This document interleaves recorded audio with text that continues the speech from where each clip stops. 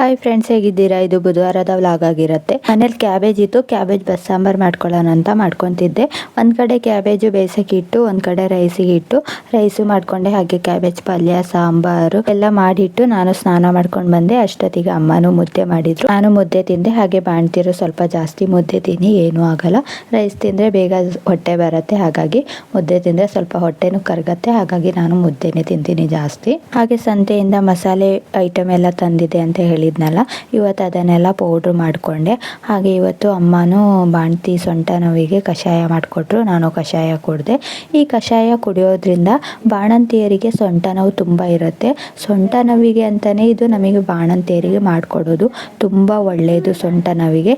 ಇದನ್ನು ಯಾರು ಬೇಕಾದರೂ ಕುಡಿಬೋದು, ಖಾಲಿ ಹೊಟ್ಟೆಯಲ್ಲೂ ಕುಡಿಬೋದು, ಇಲ್ಲ ಹಾಗೂ ಕೂಡ ಕುಡಿಬೋದು. ನಿಮಗೆ ಯಾವ ಥರ ಇಷ್ಟ ಆಗುತ್ತೆ ಹಾಗೆ ಕುಡಿಬೋದು, ಟೀ ಥರನೂ ಕುಡಿಬೋದು. ಇದ್ರ ಫುಲ್ ವಿಡಿಯೋ ಯೂಟ್ಯೂಬ್ ಚಾನಲಲ್ಲಿದೆ, ಚೆಕ್ ಮಾಡಿ.